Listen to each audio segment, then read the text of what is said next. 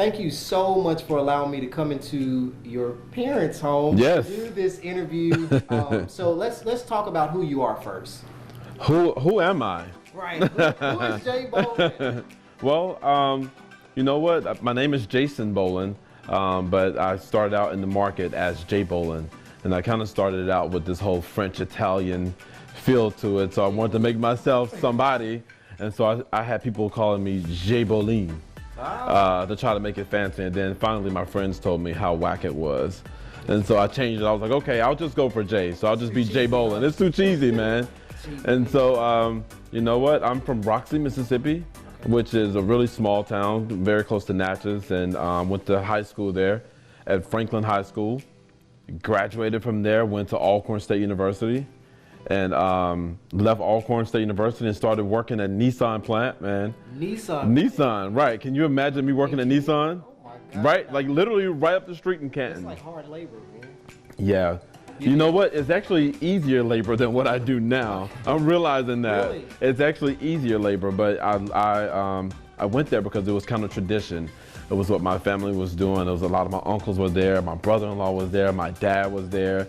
And of course, with it being in Mississippi, this was a place where you make great money at. You can make a great living. There's no money in Mississippi. That's what they say. Oh no, there's plenty of money here.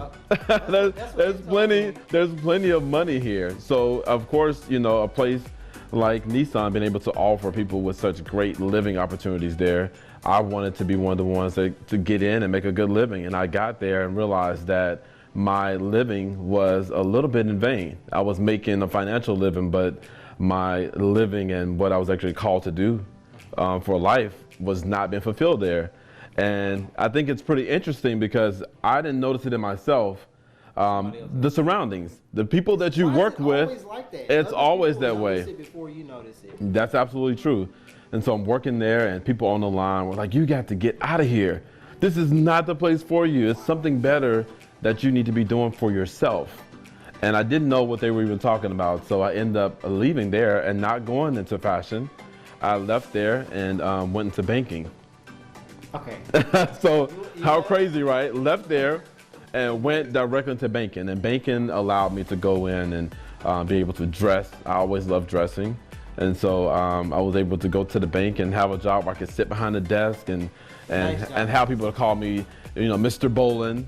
I'll finally be recognized as an adult as Mr. Bolin. And as I sat behind the desk, I remember one day this gentleman came in from Tougaloo College. Tougaloo? Yeah, from Tougaloo College. Mr. Stephen Smith came by, and everyone kept saying, you need to go to Tougaloo College and just interview there. You look like you belong with the staff at Tougaloo College. And so, of course, I had this awkward way of dressing. You know, I didn't dress like a banker. You know, when you're working in corporate, you're supposed to have on like your necktie and your solid color shirt. And I had crazy colored blazers on, crazy colored neckties, and I didn't look like I belonged there. And so, you know what? It was a temporary moment. And so I stayed at the bank for quite some time, and I learned a lot while being at the bank. And so I left the bank and went and interviewed at Tougaloo College. Wow. And I got the job right on the spot at Tougaloo College. And I started working in the financial aid department. So I go from Nissan, from working on the line at Nissan to go into banking, and left banking to go into financial aid work. And so I worked at Tougaloo College, and that's really where I got my start at Tougaloo College, because all the students there would say, Mr. Bolin, like we loved, they used to call me Mr. B. So they had to keep it really fresh. You know, we were all young. It wasn't too cheesy then. Yeah, it wasn't too cheesy then. And I liked being called Mr. B. It made me not feel old. So they were like, Mr. B, like we love the way you dress, man. And so they said, we have a modeling squad. We need a modeling squad here. We don't have one. We've never had one. It's right up your alley. And I'm like, modeling squad. I should do a modeling squad because I tried out for the fashion team at Alcorn State University for 3 years, and I got denied from being a part of their fashion team for 3 years, back to back. My sophomore year I tried out, I got denied. My junior year I tried out, I got denied. And then my senior year I tried out and I got denied for it again. And so I was like, this is perfect. Finally somebody accepts me and accepts me for who I am and what I love to do. And so the staff there they were so gracious to let me utilize the building and work with the students. So I was able to utilize a lot of the auditoriums there and put on fashion shows. And so we would have the worst fashion show that you could ever imagine, man. The worst. The worst. Wow. Not the best, but the worst. But we had the best audience. So we would have no less than 500 people attending each show. And didn't know what I was doing, but I just did it. Even if I was willing to look crazy in front of people just to do what I knew there was something that needed to be fulfilled on the inside. And so those students helped me to find that dream, and the staff helped me to find it. And so 14 years later, boom, fast forward. I have the opportunity to sit here with you. Wow. Yeah. Oh, no. And now you're living your dream. Yes. You were denied, looked crazy, working in places that you probably shouldn't have been. Yeah. And now you're living your dream. Yeah. Let's talk about it. What, for the people who do not know, what is actually your dream? What is it that you're doing now that people that don't know? I finally have figured out as of lately. At first, when you get into it, you know, it's very vain. So it's like, it's fashion. It's the fashion world. Everybody wants to be a part of it. Only a few people get a chance to be a part of the fashion market. And then, of course, we're in the South. So we're really far from being a part of the fashion capital, right? Yes. You know, it's New York City, and then there's Los Angeles. That's where more of the entertainment is. And so here I am in Mississippi saying that I want to do something in fashion. And so I started out my MySpace page, social media. Lord, Social media was my breakout, so that people, MySpace page was your top 10 friends. You get a chance to play your music. It was one of the first foundations for social media that everybody would get on. And so I got on there and started to promote myself as a fashion stylist.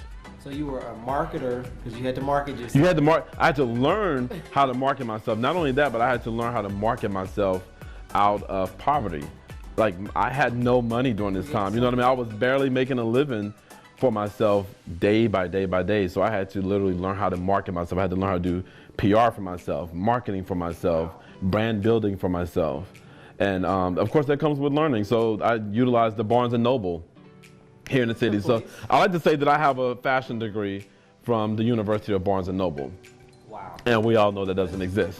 But Barnes & Noble, that was the only place that I could go and find out anything on fashion, find out anything on marketing, find out anything on public relations. That was the only place. And so I would stay there to the point where I got a chance to know all of the people that worked there. They were like, Mr. Bolin, like, thank you so much for coming back today. And it just got to the point where I was just a regular. They stopped even speaking to me. Everybody just knew me. It was home.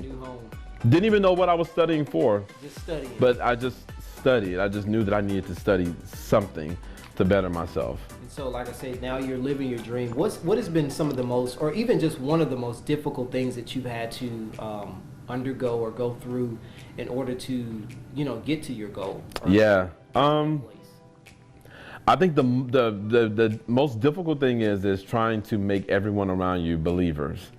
I'm in the South and I'm a fashion stylist. Like, that just does not exist in our area. And so the hardest thing, I think, is educating everybody around you. You're educating people not only on fashion, but you're educating people on a career in fashion, and that, you know, that there's a such thing as making a living as a fashion stylist without having to leave the state. I was here for 10 years working and operating as a fashion stylist. But there's no money here in Mississippi. There's lots of money here in Mississippi. Is this what people are saying, that there's no money in Mississippi? Here. There's no way you can live your dream here in Mississippi. Yeah. I mean, I hear that when I get on the roads. I hear all the different things that people say about Mississippi. You know, do we have running water? Are we walking around barefoot all the time? And I'm thinking, what world do these people think we live in? Like, it's, you know, I've always lived a pretty advanced life here in the state of Mississippi. Mississippi, for the most part, has housed a lot of great. Well, it is housing a lot of great stuff here. Yes. What I see, you know, a lot of great people have come through, and you know, although they don't live here anymore. I've met a lot of great people in the market, and a lot of them either have grandparents from Mississippi, their parents are from Mississippi, cousins, or either they're from Mississippi. And I think what Mississippi has taught me is to fight hard and never give up, and to be able to make an opportunity out of something, turn nothing and make it into something. So yes, we may lack a lot of resources around here when it comes to the entertainment market, but it's taught me to take nothing and turn it into something. I was able to go into the Salvation Army stores and make a look and thrift. I was able to go into Walmart and make amazing looks. You know, a lot of people in the market literally a lot of people in the market are able to work with all these higher end labels. and I had no access to any of these fashion houses and these showrooms that everybody else had a chance to go into. I only had my wife's closet to work with. My wife's closet. I would borrow her clothes.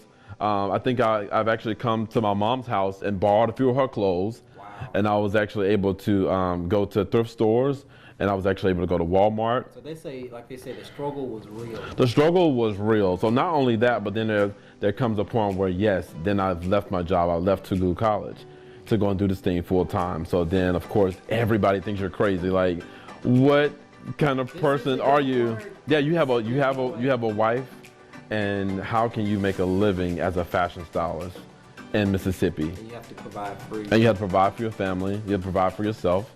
How do you do that? And so that's what I heard. I heard that was no way possible, and that should change my mind. I heard it from probably on every corner, and my belief just would not let me stop. There were days that I would hear from myself. Sometimes we're our worst enemy. Sometimes I told myself, what are you doing? Why are you here? Why are you even in this market? Go and get you a 9-to-5. Go and work and do something for someone else. But there was just something that was, for me, that was a little different. I could feel it on the inside. Yeah, it was a little off every time I tried to do it. And so, how do you get out of your own way though? Because I realize that that's a lot of people's problem. Yeah. Like you can obviously see that they're supposed to be doing something different, but they, for whatever reason, they can't get out of their own way. Like they speak to themselves and say, "I can't," do it, or what have you. But basically, they can't get out of their own way. It's getting up every morning and reaffirming, like getting up and telling yourself exactly not only what you have to say about yourself, but what God says about yourself. I think that in the morning times, we're at our most vulnerable points. So we get up feeling like, why am I here? Like, you know what I mean? You're not looking at your best. I don't look like this when I wake up in the morning.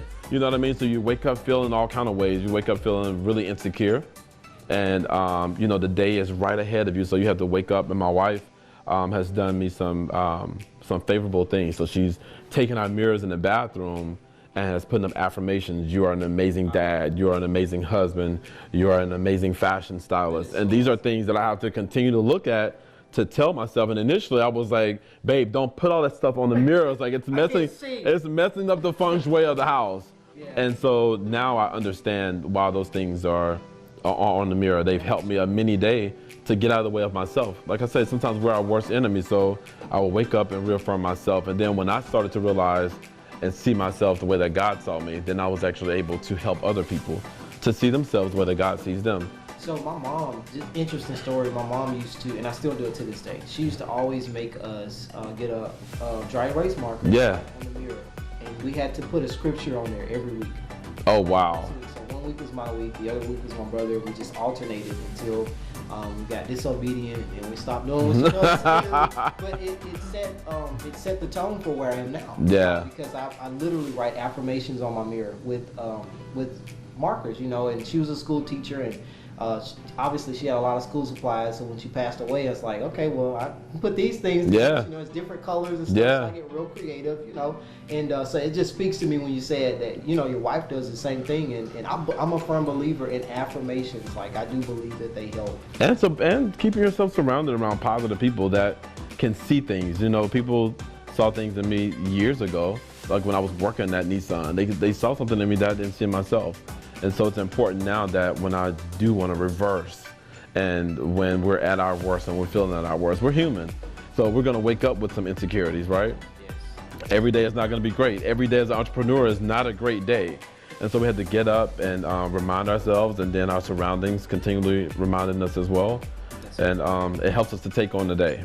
That's good. Yeah. So with, just really quick, with the photographers, with the stylists, the so-called stylists, so-called photographers, with the designers, so-called designers, whatever you want to call them, what advice would you give them? Coming from Mississippi, you're doing great exploits, you're back in Mississippi, what advice would you give to either the younger you, because there are people out here that are like you, the younger you, or what advice would you give to others? Well, you know what I would say is that number one is that I love when you said the people that are so-called, because that's what I was calling myself for so long. Like, I'm a so-called stylist, and I would put up this when I would say I'm a stylist. And in reality is that you are whatever you say that you are. You can become whatever you want to be. So the power is in our tongues, in our tongue. So when I was on MySpace, I called myself a wardrobe stylist, and I went from calling myself a wardrobe stylist to labeling myself as a celebrity fashion stylist. And I had not worked with any celebrities at all. The only person I worked with locally was a local radio host here in the city, and I was like, you know what? If people are listening to her, then she has to be considered a celebrity. And so I'm just gonna slap celebrity stylists on there, and hopefully celebrities will start working with me. And that's exactly what happened. As soon as I labeled myself, I didn't wait on the world to label me. I didn't wait on the entertainment market to label me. I labeled myself as what I wanted to be, and then I continued to better myself and work hard. And so, you know, here I am now, a celebrity fashion stylist, after labeling myself that, you know, 15 years ago. Wow, that's good. Well, thank you so much for talking to me today. No problem, man. Thank you for coming in. It's been a great day. It's here. It's the holidays, and I love your privacy, right? No, you're just fine. I'm at mom and dad's house. We have lots of good cooking in the kitchen, man. Yes, so I can smell it. It smells really good. you have to join us, man. Come and get you some good grub. Well, thank you so much. All right, thank you for having me. And you can find more on this on our website at wjtv.com. And as always, you can follow me on social media. That's Facebook, Twitter, and Instagram.